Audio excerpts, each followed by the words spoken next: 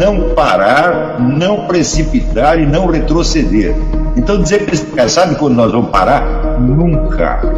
Nunca na sua porca vida. Né?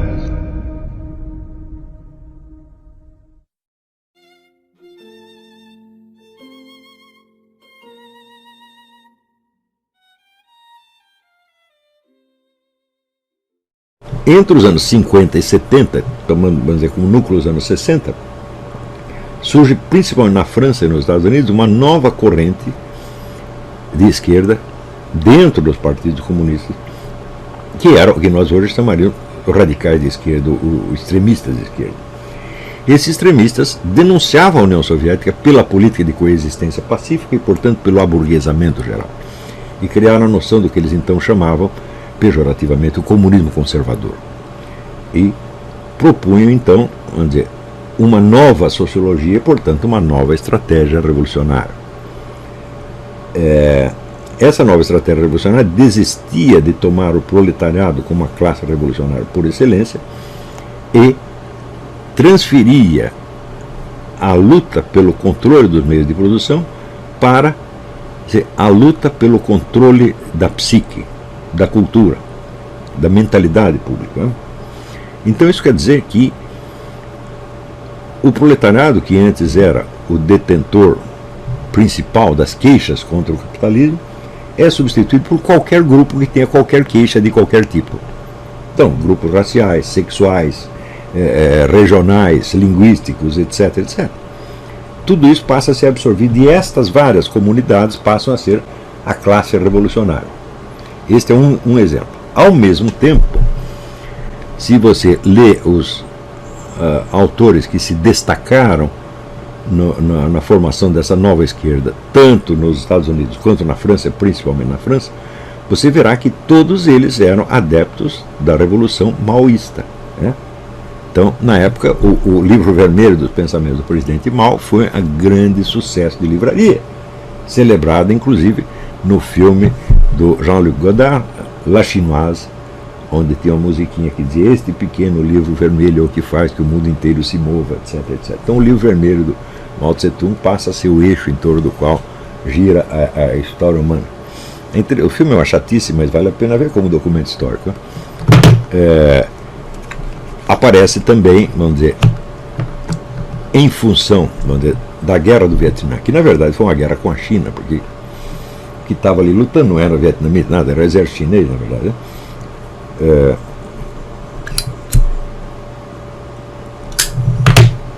E que é vendida pela mídia internacional como uma derrota americana. Na verdade, não houve derrota americana alguma, né, após a famosa ofensiva do Tet, que o Vietnã do Norte juntou todas as suas forças para um ataque maciço, né, ao Vietnã do Sul. O exército Vietcong, o exército do Vietnã do Norte foi totalmente destruído, não sobrou para ninguém. Mas, ao mesmo tempo, houve uma vitória na mídia e na diplomacia. Né? Então, a famosa invasão da embaixada americana em Saigon, se você perguntar assim, quantos soldados do Vietnã do Norte entraram na embaixada americana? A resposta é nenhum. Nenhum único. Morreram todos na porta.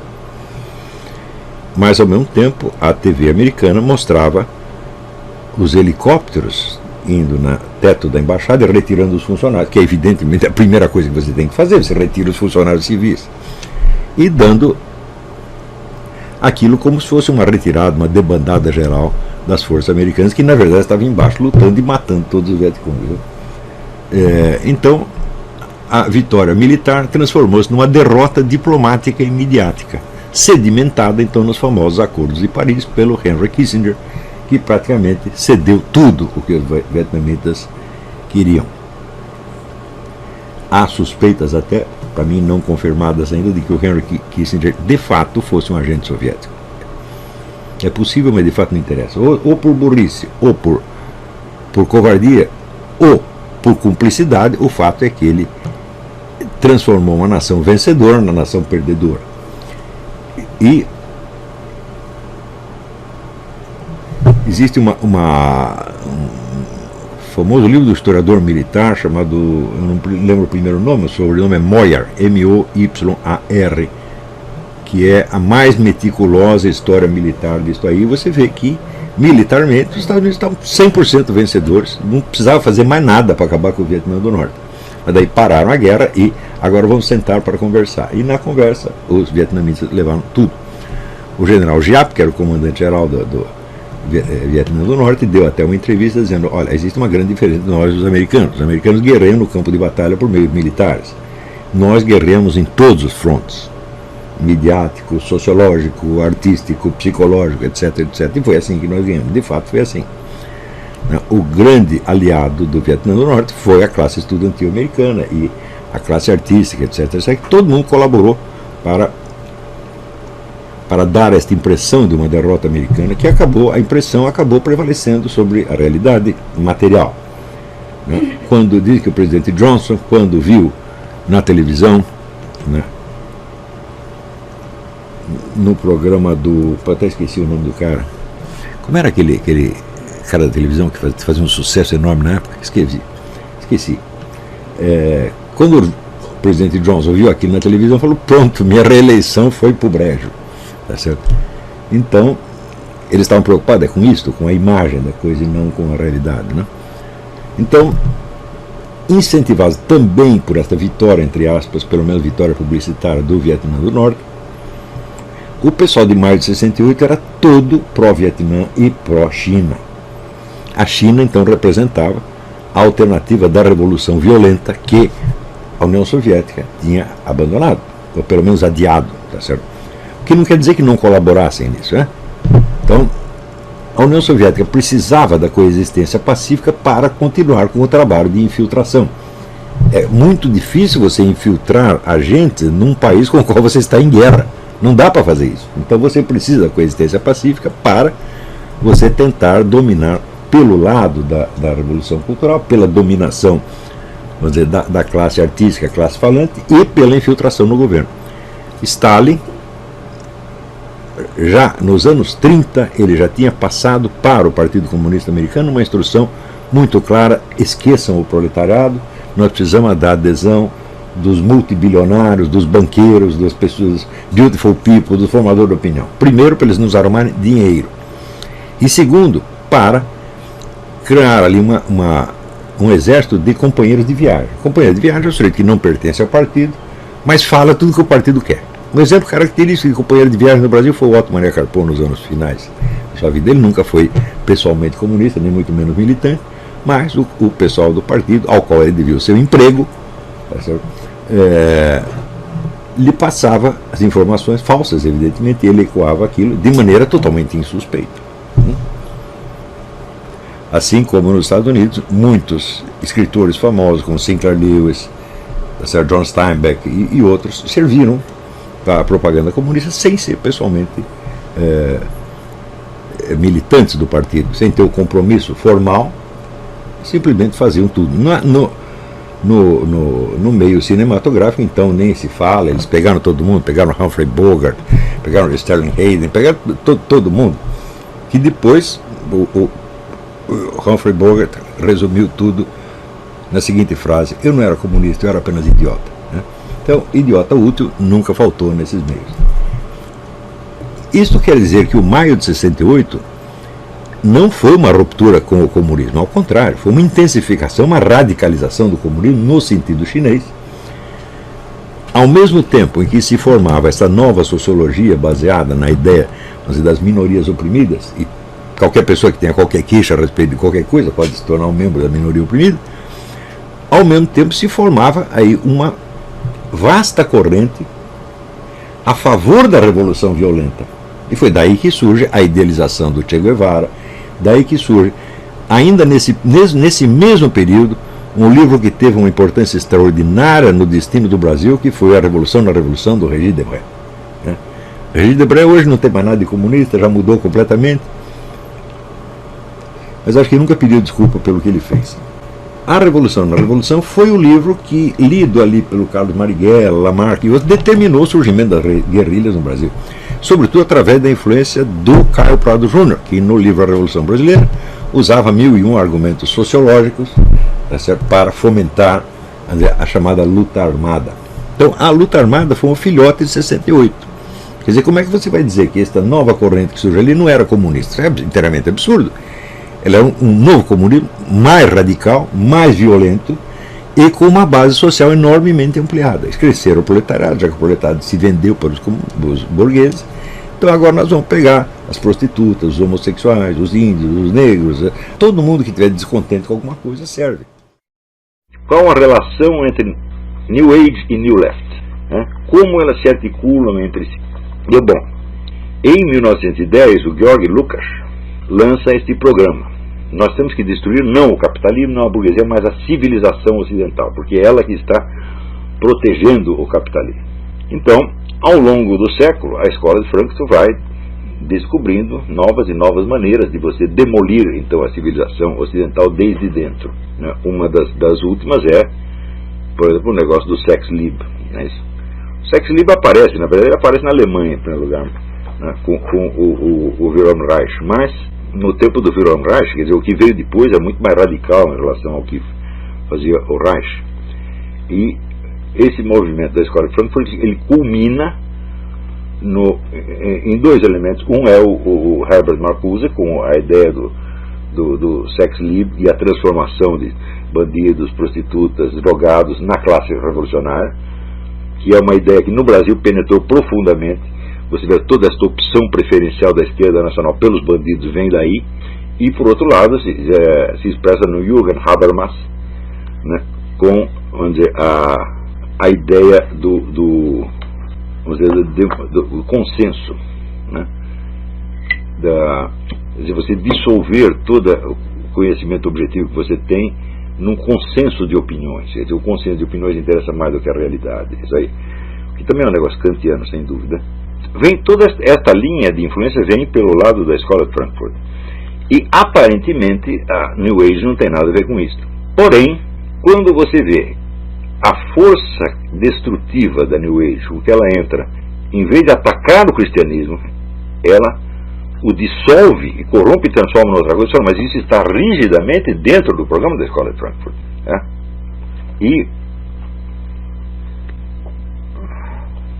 Mas onde se unificam as duas coisas? Do ponto de vista doutrinal, do ponto de vista filosófico, não se unificam, mas elas se unificam no lado estratégico.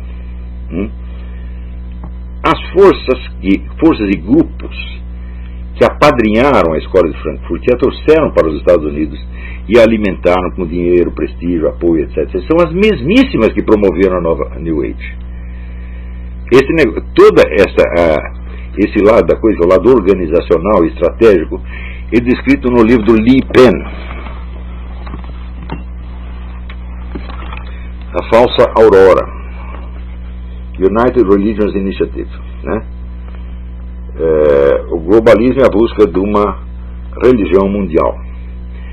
Então você vê que desde o início do século XX existem organizações subsidiadas por gente bilionária que tem como objetivo justamente a dissolução do cristianismo numa nova religião mundial que hoje em dia é promovida pela ONU. E ele tem aqui, esse livro é construído quase que só de documentos, acordos, manifestos, propostas, etc, etc. E você vê, mas esses grupos que está falando aí, como por exemplo esse pessoal do Lucis Trust, que era Lucifer Trust, o sujeito que era o chefe disso é da Heritage Foundation, que é um importante think tank conservador aqui nos Estados Unidos. Fala, então o homem do Lucis Trust está lá na presidência da Heritage Foundation. Então você vê que por cima de todas as fronteiras ideológicas você tem esse imenso grupo globalista, que no fim é o mesmo pessoal do grupo Bilderberg, das 200 maiores fortunas do mundo, que estão por um lado apadrinhando a escola de Frankfurt e toda a esquerda mundial, e por outro lado também apadrinhando a New Age. Então, qual é a proposta desses caras? Em última análise, é a sociedade totalmente administrada. É a ordem científica que eu falava no começo, a administração científica do mundo.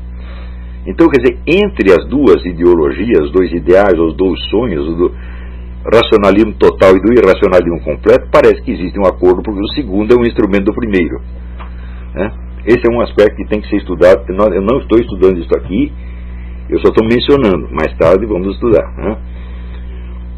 Um segundo aspecto é esse, que o Georg Lukács, ele lança este brado da destruição da civilização ocidental por volta de 1910, e no fim da vida ele escreve um livro que se chama Destruição da Razão, atribuindo todo o irracionalismo ocidental à direita e aos conservadores, né? Eu digo, mas você não lembra o que você lançou lá atrás? Quer dizer, você está destruindo a razão e criando, vamos dizer, uma atmosfera irracionalista. Eu digo que está perfeitamente dentro do seu programa, o programa que você lançou de destruição da civilização do Ocidente. Então, só essa transformação interna do Georg Lukács, que se torna incapaz de reconhecer as suas próprias obras e projeta, né, o mal que a própria escola de Frankfurt criou, ele projeta no seu adversário, no seu inimigo. Isso é outra coisa que tem que ser estudada. E ali você encontrará o ponto de convergência entre a escola de Frankfurt e New Age. E o terceiro aspecto que tem que ser estudado é justamente o do onde entra aí o René Guénon e a escola tradicionalista. Se você verá, toda a obra do René Guénon é um tremendo requisitório contra o ocultismo moderno, que ele considera uma contra-iniciação, uma pseudo-iniciação ou contra-iniciação, em oposição à qual ele veio oferecer as verdadeiras iniciações que remontam a uma tradição primordial. Ora,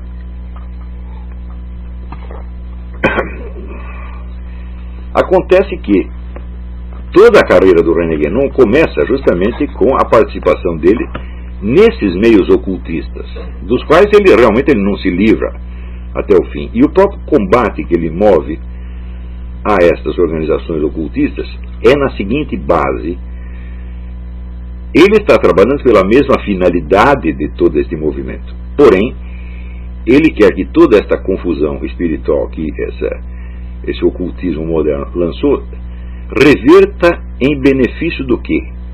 Do Islã esotérico. Então você vê, muitas pessoas passaram por esse trajeto. Eu também passei, mas isso não constitui a minha biografia inteira. Ela constitui uns 7 ou 8 anos da minha vida, onde eu passei por essa experiência. Quer dizer, você entra nesse negócio New Age, experimenta essa coisa toda, absorve tudo isso, mas intelectualmente isso é insatisfatório, porque você vê que é muito fraco no fim das contas. É muito inconsistente, muito boboca, tá certo? E você quer uma coisa melhor. E você vai procurando uma coisa melhor, até que você descobre, né, o René Guénon, e daí você parece que entende. Mas tudo isso então vem da dissolução de antigas tradições espirituais autênticas que ainda existem e com as quais você pode se conectar. Então, quer dizer, você passou lá pela Madame Blavatsky, passou pelo Espiritismo, pela Madame Blavatsky, para não sei o que, você termina o quê? Numa tarica sufi. Bom, aí completou o serviço. Então, entre esta New Age, tá certo, e o sufismo, existe uma relação dialética como a que existe entre a escola de Frankfurt e New Age.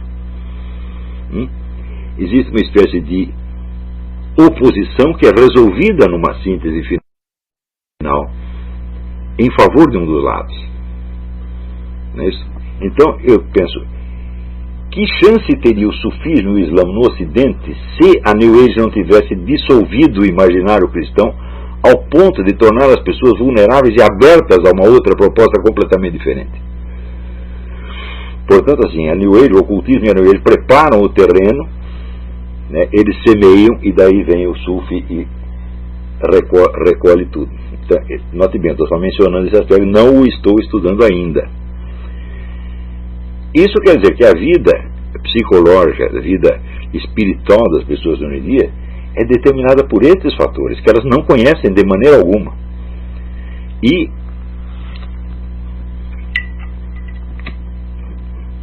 sem você rastrear essas influências que formaram a sua mente, como é que você vai se libertar disso e enxergar um pouco acima desse negócio? É impossível, né? Então, vamos dizer, uma das missões ou obrigações que eu tento atender com esse curso é isso, tornar as pessoas conscientes dos fatores que formaram a sua alma. de modo a oferecer a elas, vamos dizer, uma verdadeira alternativa. Quer dizer, bom, agora você tem os elementos e você escolhe para onde você vai, né? Deu para entender, acompanhar? E assim por diante. Quer dizer, aí você vai criar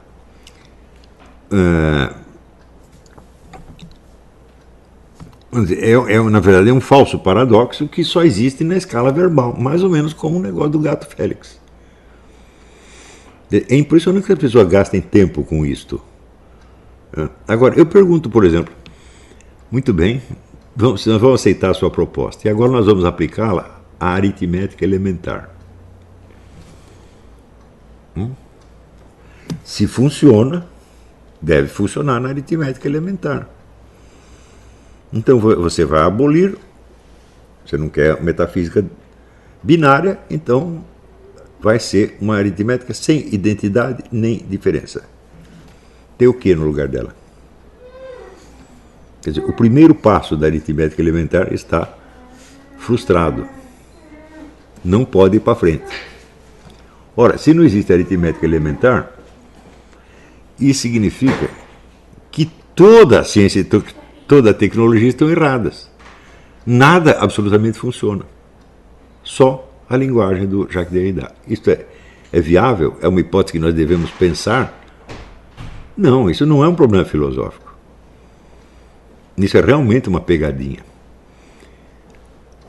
Toda a argumentação do movimento diversitário é composta disto.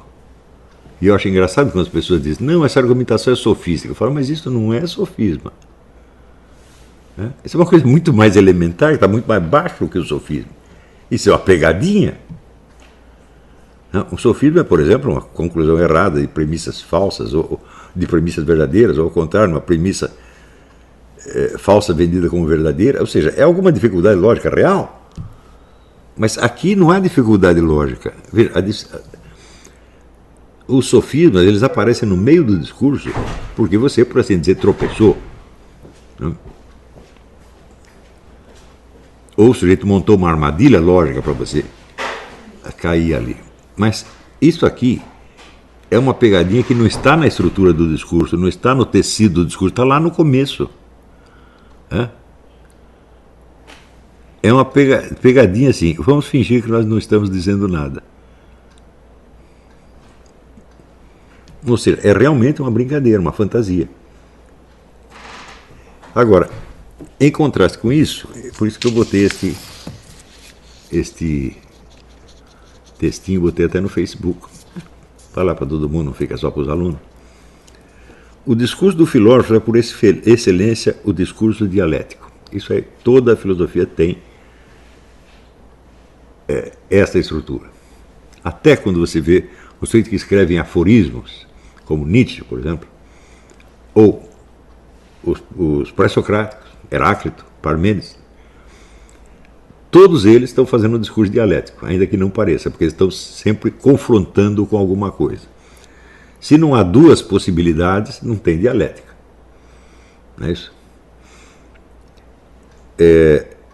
Mas que é o discurso dialético, se não a passagem trabalhosa, problemática e arriscada entre o verossímil e o idealmente verdadeiro? Se você aceita o verossímil como tal, acabou a dialética e, portanto, não tem filosofia nenhuma.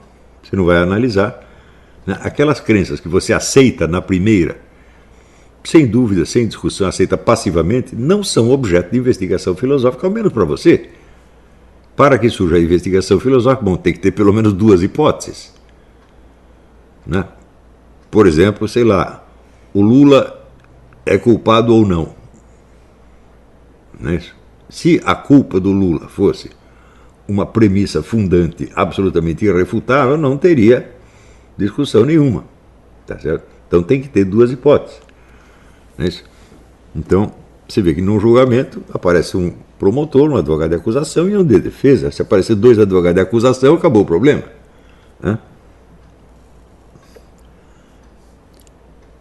O que faz o filósofo se não bracejar num oceano de aparências e hipóteses em busca de um porto seguro cuja existência não é jamais garantida de antemão?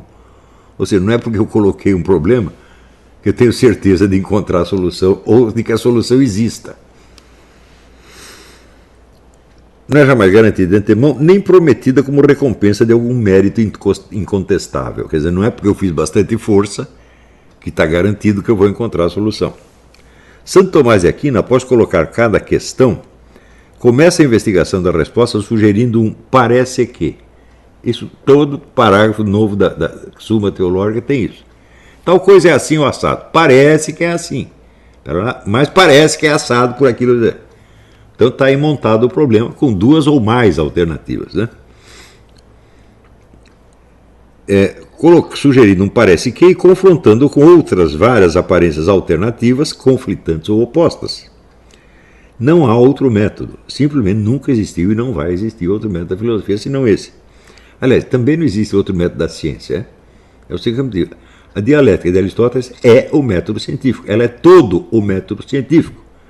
Ele diz, mas e a ciência experimental? Eu digo, a partir do momento em que a experiência, não a experiência comum, a corrente, que essa Aristóteles também usava, mas a experiência científica montada em laboratório, ela é o quê? Ela é um fornecedor de novas premissas. Tá certo? E, portanto, fornecedor de novas hipóteses. Então, o método não mudou, mudou a técnica, o material, quer dizer, onde você busca as premissas. Né? E aí, pessoal, tranquilo? Então, se inscreva no canal, compartilhe, comente, ajude nosso canal. Os links estão na descrição do vídeo. Você pode participar pelo Apoie-se, pela vaquinha. Qualquer forma de ajuda será muito bem-vinda. Pode curtir, comentar e compartilhar também para ajudar nosso canal. Quem quiser seguir a gente nas redes sociais, estão todas aí na descrição do vídeo.